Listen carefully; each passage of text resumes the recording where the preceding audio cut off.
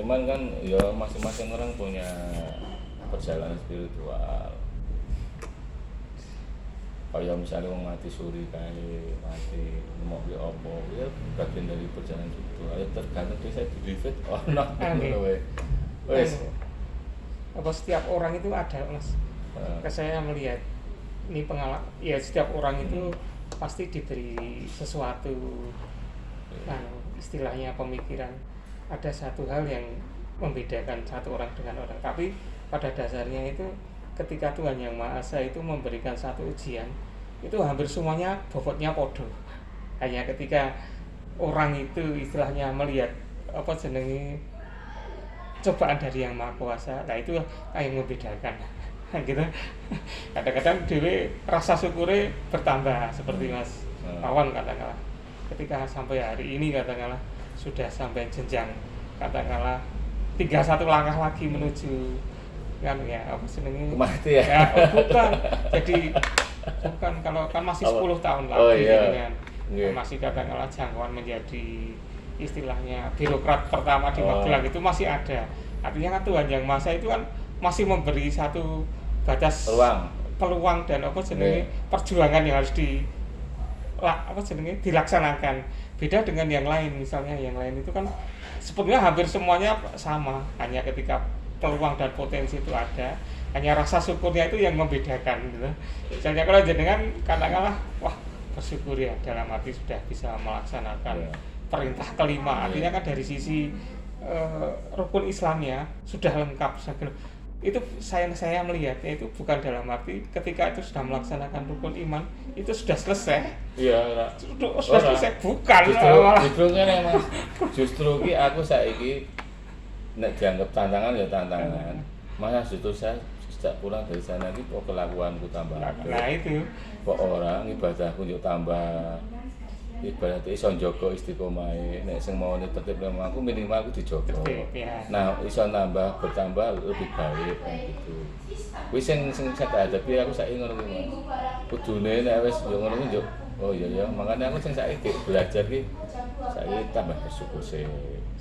Muga-muga aku bisa tambah karo wong ya luwe apa sing mau nenengan tambah le menghargai tambah le sama sesama orang ya karena apa-apa wong kan jarene sing duwe manfaat ki wong manfaat ki orang yo kudu ngewangi apa senyum nggih manggake nah ngono ki wis manfaat nyebrangke apalagi kalau seperti yang saya katakan tadi ketika rukun Islami wis katakanlah terpenuhi orang itu melihat itu sesuatu hal yang sempurna gitu di sekeliling jenengan kan sempurna tapi bagi jenengan itu kan berarti kan tantangan karena apa yang dipunggungi Mas Wawan tadi kan bukan sesuatu hal yang katakanlah ketika sudah sampai dipunggungi ya selesai tidak justru malah ketika tanggung jawabnya lebih besar itu masyarakat malah melihatnya Mas Wawan wis wis laksanake rukun kelima berarti kan wis sempurna tambah kepiye wong iki tambah dadi wong ngamukan tambah wong dadi wong sabar kan jadinya istilahnya orang itu dia melihatnya ke situ Mas dari ketika rukun Islam kan hampir sekarang ini tantangannya luas sekali karena apa katakanlah sudah bisa sowan ke nganune apa jenenge tempatnya yang paling menurut kita itu kan paling disucikan dalam arti Ka'bah itu kan bukan sesuatu hal yang bukan berhala tapi bagaimana kita itu mendekatkan diri karena disitulah kita tidak melihat konteks apa jeneng keberhalaannya tapi bukan dalam konteks bahwa itu batu tapi melihat itulah persatuan nilai-nilai dari Islam di situ karena ketika misalnya ya seorang Umar aja menyatakan sebetulnya kalau saya itu tidak mencium Hajar Aswad saya tidak melihat dengan mata kepala saya sendiri Muhammad itu mencium Hajar Aswad saya tidak mau itu kan itu seorang sahabat Nabi gitu Mas nah ketika orang sudah sampai ke sana dibawa pulang artinya kan kita harus melaksanakan apa yang disampaikan Muhammad pada sekelilingnya Nah, gitu. Karena Muhammad itu kan panutan kita. Ya. Nah, ketika seorang katakanlah sudah di tanah kelahiran kita, harusnya kan apa yang pernah diperjuangkan Muhammad itu kan diperjuangkan di sisi lingkungannya. Tapi kadang-kadang banyak orang yang katakanlah melihat itu jadi sesuatu hal yang katakanlah misalnya kayak harus haji, berarti saya harus bisa memedomani apa yang pernah dilakukan. Misalnya pahlawan kan sekarang punya gelar, berarti aku kudu mengikuti. Padahal bagi Mas Awas sendiri itu tantangan yang paling berat saya. Misalnya karena jadi patokan sekelilingnya lah, berarti saya harus bisa menerapkan apa yang pernah diajarkan Nabi itu pada lingkungannya. Nah itu yang paling berat. Iya. Nah sekarang misalnya jenengan misalnya pentong adzan, mangkat ora. harus mangkat ora. Wong neneng kono ya, Mas. Jam 2:30 ya wis mlaku ning masjid dilakoni ya.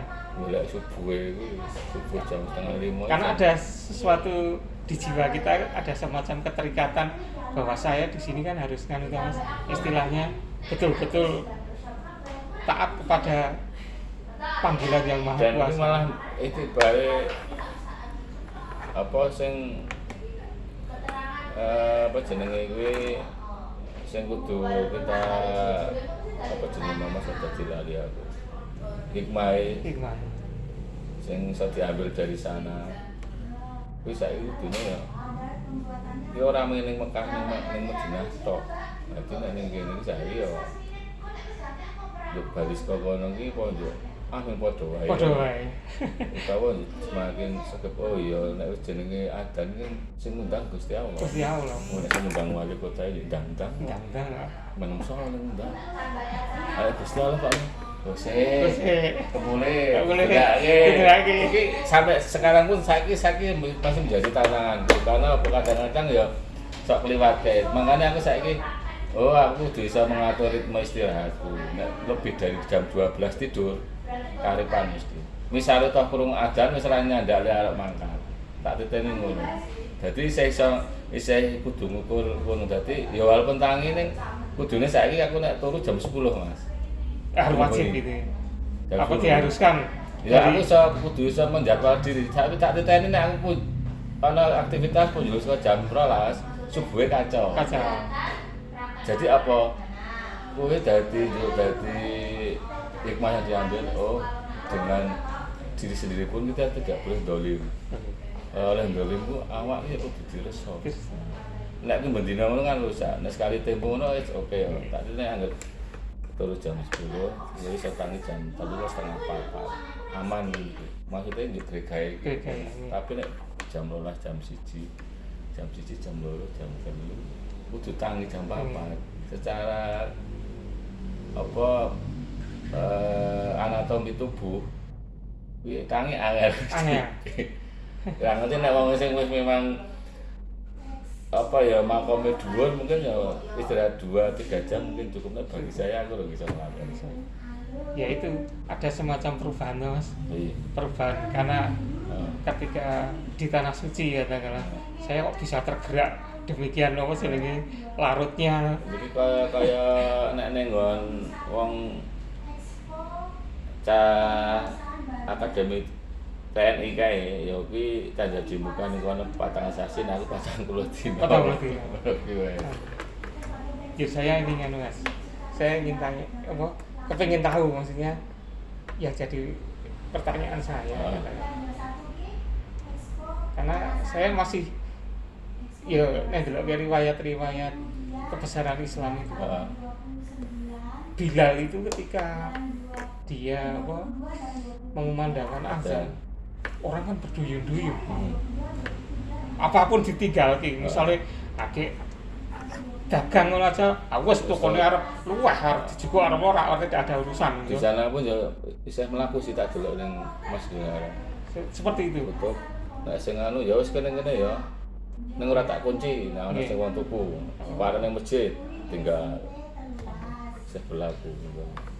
saya itu masih sampai hari ini itu masih Oh, teringat jenenge salah satu kebesaran ketika masih ada Nabi Muhammad itu, Bilal itu ketika mengumandangkan azan, apa yang ngomong? orang hampir semuanya berbondong-bondong. Terus kaitannya neneng gini. Nah, sekarang saya Mas, teringat juga ketika Nabi Muhammad itu sudah wafat. Dia Bilal itu kan pindah ke Sam. Tapi Bilal ini kok rindu sekali suasana zaman Nabi zaman waktu masih sugeng. Kemudian dia ke Mekah. Nah, ketika Mekah itu dia rindu sekali ingin mengumandangkan azan. Nah, dia kan istilahnya pada waktu itu luhur gitu ya. Hari luhur aja. Sangat rindunya dia pada Nabi Muhammad itu, dia langsung pas waktu luhur dia ngambil jadi Bilali, jadi apa istilahnya pengumandang azan gitu. Nah, begitu dia mengadhankan itu Allahu Akbar sampai selesai itu, ketika baru satu garis itu hampir semua rumah di Mekah itu kosong. Padahal itu sudah zamannya bukan Nabi Muhammad tapi sudah zamannya Umar itu. Jadi ketika dia mengumandang azan itu langsung kosong, Mas. Karena orang pada banyak yang menangis, berbondong-bondong menangis. Kok kita suasanane zamannya saya Nabi lagi. Kok suaranya kok seperti itu? Pada menangis. Hal-hal yang seperti ini kan yang seharusnya katakanlah bagi kita umat Islam, katakanlah ketika mendengar azan katakanlah di pemukiman kita lah, itu kan tidak seperti yang ketika kita baca teks kebesaran Islam itu. Kadang-kadang kita dengan katakanlah dengan keseharian kita kadang-kadang wah sing di tempat saya aja contohnya, wah sing ngajen Pak Darsono apa jenenge suaranya tidak seperti itu toh, bayangan kita toh. Jadi orang itu mau ke masjid itu wis wegah. Jadi kadang-kadang saya tak teli ya, saya kan kadang-kadang masjid itu. Kira jamaah. Jamaah habis dulu Pak Darsono dhewe. Yang imami Ya ngadani ya. Tinggal ora. Aku nek dong jamaahnya masjid ya iki memang tantangannya zaman aku ngono saiki. Bisa ndonga ya Allah paling makmur masjid paling zaman tambah kayak aku ya wis mulai ayam senenge nek subuh saiki telung lare itu 9 ping 3 17 ibu-ibu kayak gini 5 ping 3 15 kadang ke 30 ya 40 sampai 50 ya Allah ibu-ibu tambah akan tambah tapi ngono jenengan lha iso ndonga karena ya saiki memang apa akeh masjid megah apik ning jamaah ora. Iya. Terus itu pun aku saiki berpikiran moga-moga nek saya salah ngapunten ya Allah ngono. Ini pun di Masjidil Haram di Nabawi karena ada keistimewaan. Keistimewaan apa siji wis Ka'bah bangunan Nabi. Bangun kembali kan Nabi Ibrahim. Aslinya kan dulu sudah ada. Tapi kena banjir Nabi Nuh dibangunnya sama Nabi Ibrahim loh. Itu istimewaannya memang dengan hadis-hadis dengan riwayat kan sholat yang kono kan ibadatnya ganjarannya pahalanya kan lebih besar daripada di luar situ baik di Masjidil Haram maupun Madinah. Saya pun mensikapi itu sebagai apa bukannya terus orang yo nek salat ning masjid liya iki yo tidak apa ya tidak kurang maknanya daripada ning Masjidil Haram dan Madinah enggak. Karena saya gini, ya Allah aja nek sing sak mboten saged menika yo pripun. Sing aja saka Arab sing ning dhewe ning kalian masjid ini kan enggak bisa ke sana. Apakah ini juga tidak diberikan kemuliaan keistimewaan? Enggak. Itu tuh maksudnya. Enak mereka ya malah justru aku tahu ngaji karo guru bener Mas. Salatmu kuwi karo salatku ning kene ning pondok kuwi luwih gedhe ganjarane sampean. Apa ngoten Gus wong jenengan sing ulama sing ilmune luwih akeh lek kula ame cepete ngono. Maca nganu wae ra fase. Ora Mas. Aku ning kene ora ana tantangane kok. sepi gone pancen kon tempat memang komunitas orang-orang ibadah. Nek jenengan nang kota ora gede TV apa wekmu kuwi nek tak hitung 10 kali karo aku ning ngene siji sampean 10 nganti ngomong ngono kuwi. Kuwi guru hasil lho kuwi. Ndak ngoten ku sama mboten hari mbok iya wong sampean tatanan wae akeh ya nek bener nek iso salat nganti khusus ngono kuwi istimewa saka aku wis. Intinya apa aku ya untuk aku menganalisa aku di ya Allah mau bukti nggih ganjaran yang sing salat masjid teng Indonesia Jawa ning desa nika nek teng Masjidil Haram saged 1000 kali umat napa 1000 kali ya mungkin tidak mengurangi makna itu orang yang sholat tidak di Masjidil Haram karena maknanya apa toh ya nek kudu ganjaran kudu akeh padha teng Masjidil Haram nggih mboten saged to ya Allah wong niki wong ora iso mangkat ning kene arep mangkat kudu nunggu yang nggak bisa, nggak mampu. Intinya apa? Maknanya bahwa sholat itu apa ya? Nah bagiku ya maknanya di luar Masjidil Haram ya istimewa. Masjid istimewa ini dari saya DP negara Gusti Allah ngedake. Nah gitu terus umpama aku juga oh ya Allah jenengan mau adil mau berupaya pun tanah padas tanah pasir tapi orang pada kesana jadi makmur tapi berarti rene bagian kecil kelima kan ngono jadi makmur pandemi wingi wis Mas 2 tahun lah no aktivitas travel kok lihat Mas kok lihat akeh hotel gak sing do mangkrak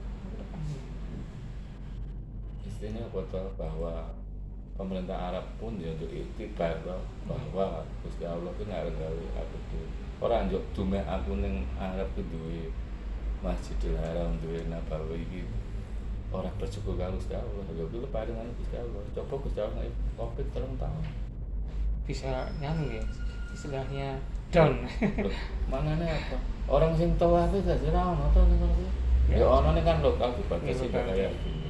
Intinya apa bahwa ekonomi bergeliat itu juga karena apa ya Gusti Allah yang ngatur ana hotel iki kebake kan wong do umrah karo haji lho ora ono yo wong nginep karena enggak umrah karo dilegake ngene ra iya ya rame bukan apa ya Allah ya nggih niku istimewa Masjidil Haram Nabi Muhammad ning kono Nabi Ibrahim ada sejarahnya. Oh, aku sholat ning masjid ning cedhak hotel sing ora masjid. Ya ora kepak. Itu lho Mas itu. Jadi saya oh ya ini Indonesia itu ya ibaratnya situasinya ya meh mirip Arab iki nek orang sholat di Masjidil Haram Masjidil ning Nabawi. Contohnya ngene Mas. Aku tahu subuhan ning nggon Tanim. Tanim iki sing mikote nggih umroh kan kudu metu saka tanah haram sih arep mulai umroh salat ning Masjid Siti Aisyah kuwi subuh kuwi ora kebak kok Mas sana juga iya kuwi isih ning Mekah lho pinggiran lho kan aku harus ngambil mikot subuh pas entuk subuh ning kono kan niate ikram kan ning njaba Masjidil Haram njaba Mekah pinggiran kan ana Tanim Jirona karo sijine apa ya kok ada 3 tempat yang biasanya nggih umroh dulu kan kudu niatin metu sik lho subuh ki ora yo netel ora Mas apa bukan karena anu Mas jumlah penduduk sana itu kan relatif sedikit ya lah artinya apa maksudnya kan ya ora cuma yo ning Arab pun masjid kebak lho kuwi wong sing aku cedak hotel pun ya kayane pemukiman cedak akeh ono jadi berarti bukannya apa aku saya mengisahnya ya Allah jangan aku ya muka-muka masjid ya makmur maksudnya cuma sana sholat aja nih lihat dan kaki Arab baru ya aktivitas Arab do petentang boleh pangan ya monggo ini memang sana itu ya lihat dan oh ya Allah matur nuwun pun paling rezeki bersyukur sholat itu kan itu syukur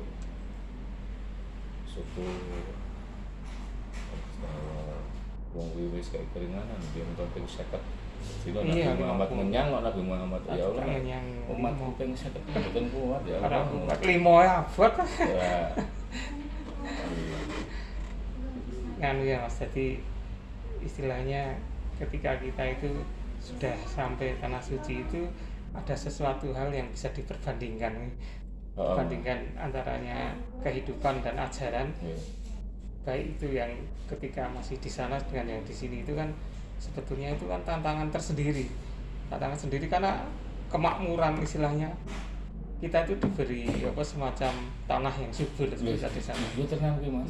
Aku sing pertama kuwi rada ya ibaratnya karo Gusti Allah rada arek ngomplain arek apa ya kok ngomplain jeneng ya Allah kok arek kuwi ya Pak iki bahasa apa ya ya arek ngomongin tapi wong memang nyatakane tapi nek arek ngomong ngono kok aku ben ibadah aku ya usah tak Iya betul. bener apa lagi ya Allah aku dukane ora aku ngomong ngene iki tapi ini fakta ya Allah.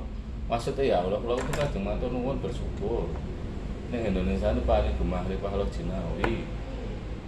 Wis Joroyo jantenan itu satu Mas. Karena aku ya ini kan karena lu ngalamin itu ya ora iso balik. Banding.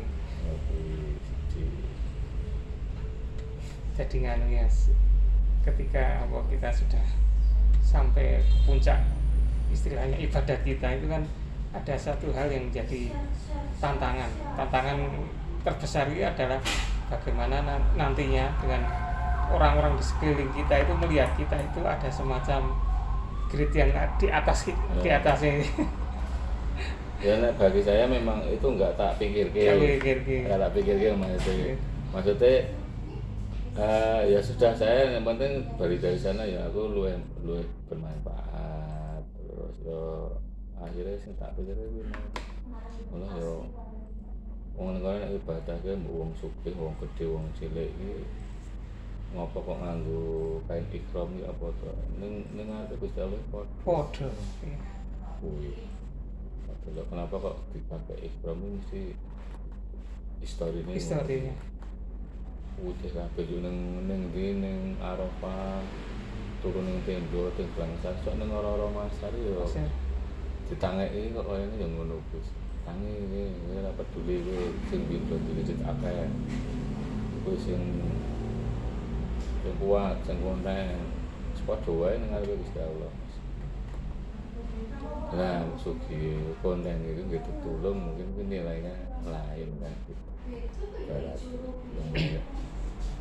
Banyak manfaat untuk orang lain. Saya ya pelajarannya dia Mas. Ya aku jasa ingat Mas ya bisa tak pilih kalian dosa suci loro ya aku kudu ngadepi kematian wis Sangune. Wis karena nek wis ditutup diket ning lemah dipendem ngono.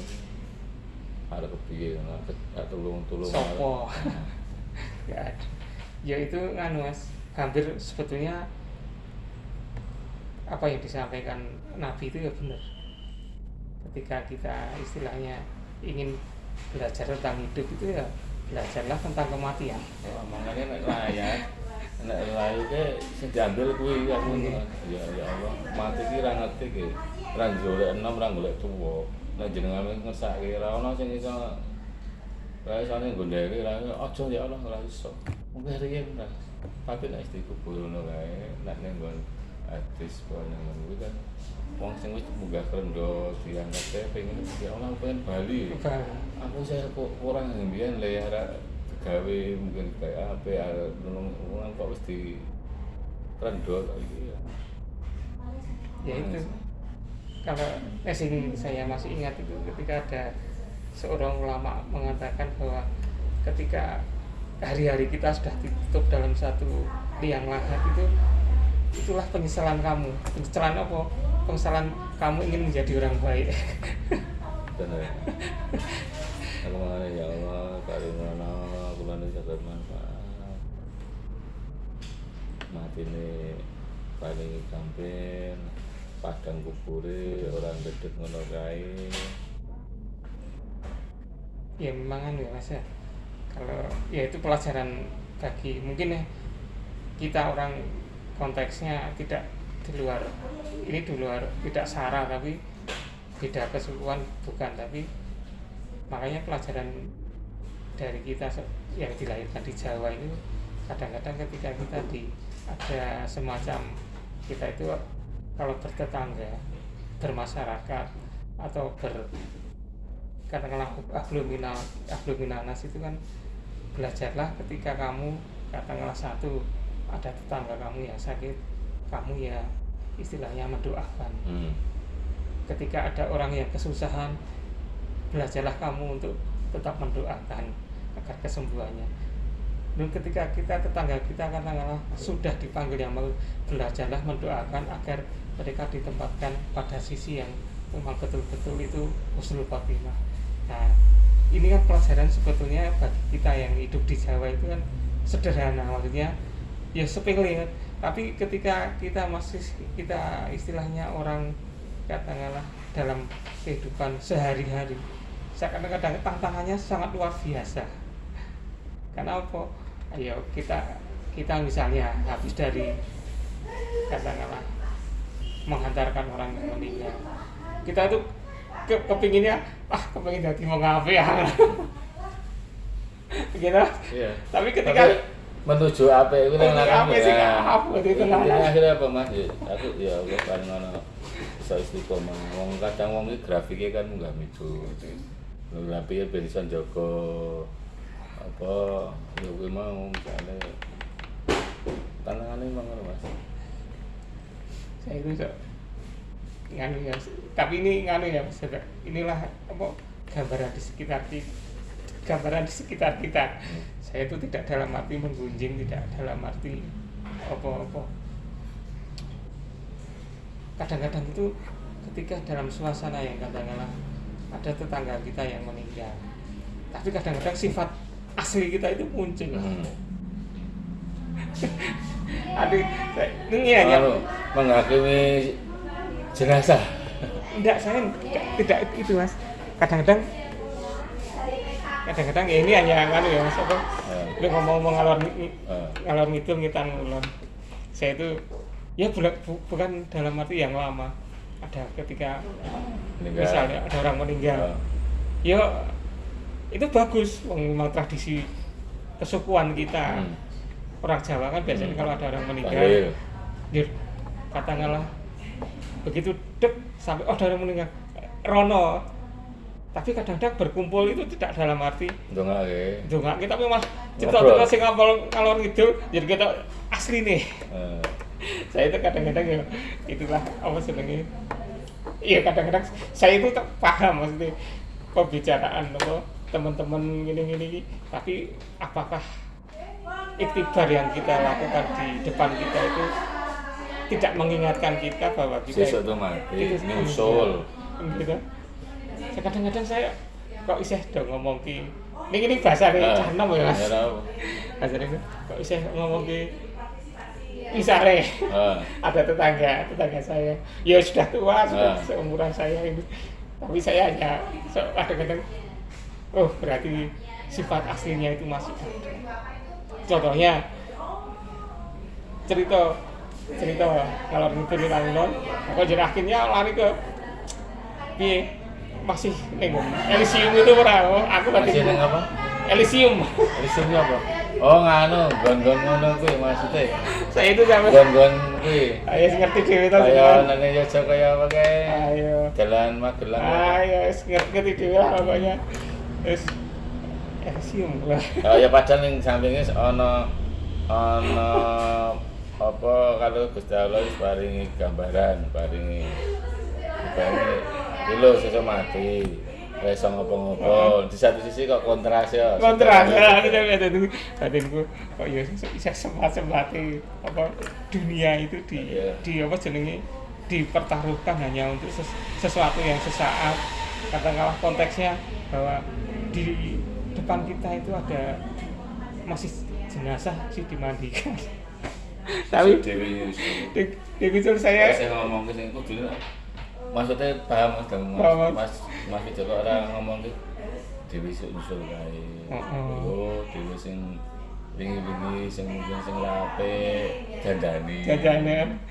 Iya, saya kan hanya ingat dulu mas cerita Dewi, tapi kadang-kadang apa pelajaran di tetangga saya yang konten itu kadang-kadang mendengarkan sesuatu hal yang bersifat keduniaan, kesenangan yang hanya semata, tapi ada semacam kebanggaan bahwa saya pernah ke sana, tapi lupa. Sesuatu rano. Aku makanya aku ya Allah mungkin pulau bahwa sering dieling, berarti aku ini sering dieling mati, ya aku juga bisa menahan diri untuk tidak berbuat sing Nah itu sampai kok bisa ya maksudnya. Tapi saya dalam hati ya Allah, saya jangan sampai melu-melu istilahnya bercerita tentang hal-hal yang katakanlah saya istilahnya memahami bahwa ya itulah ketika kita ada semacam seperti yang disampaikan Mas Wawan tadi, bahwa pelajaran paling berharga itu ketika kita ada seorang katakanlah meninggal, kita datang ya ikut merasakan, tapi kadang-kadang sifat-sifat manusia itu kan muncul seketika secara tidak sengaja, dan banyak juga yang katakanlah sifat-sifat yang lain. Contoh yang paling nyata itu ketika ini misalnya ini wingi oleh pernah forex tradingnya piye munggah kok medun plus mau minus akeh tadi itu. Saiki kan ini kripto Mas. Zaman sekarang kan kripto. Jadi kadang-kadang teman-teman kita itu yang di dalam pergaulan itu kan kadang-kadang dia membeli saham tapi dengan sistem kripto itu loh. Aku saya ingin juga Mas. Itu bukannya pemikiran saya urungin mangkat kaji ya, semuanya dari masih kadang-kadang aku sok berontak ini. Ini mungkin ya wis takdir Gusti Allah ya. Dunia ini perlu healing. Healing dalam artian nek mlayu nek kencengan barang ya rusak. Teknologi pun ngono. Nek menurut saya dari sisi mungkin salah aku ngomong teknologi itu benar membantu, iya, tapi kadang-kadang teknologi yang merusak nek ra semanfaat. Kedua, kadang-kadang wong nek sing ora iso menjamah, sing ora iso akses, itu juga kalau terdolimi ngene. Awak kudu akad untuk duit miliaran, triliunan. Menjago. Iya. Piye gini lebih Mas? Sing siji mah contoh. Iya. Kan bentuke ya ora akeh maksudnya cukup memang. Apakah tidak ada orang yang memikirkan ya sepodo-podo ya jong ngene iki lho Mas iki. Kecuali ku ngomong data kan juga kan enggak itu. Aku kadang iso berontaknya ngono lho Mas, kadang misale wong golek selisih harga. Kaya saiki lah kaya marketing online bareng lah ya. Wong ngumpul-ngumpul dhewe. Tapi mbok coba meratakan kabeh iso. Aku sok kadang-kadang sok berontak ngono kuwi. Dan iku aku sharing karo jenenge Anggoro iki cah Telkom ahli satelit. Tak jak ngobrol ngono yo Mas. Kadang-kadang yo prihatin. Kepen. Aku pengen kuwi kan reuni ning desa ning apa. Akhirnya apa Mas? Pada ketemu orang jenuh kan Mas Anggur kok Mas. Kalau teknologi yo jenuh. Aku Mas Anggur, aku mendambakan nang angan-angan zaman biyen iki kok asik kan ngono. Asike aku balik sekolah, bal-balan. Saiki lho anakku wis nang sekolah wis jam sampai jam 2. Bali sing dimo PN. Wis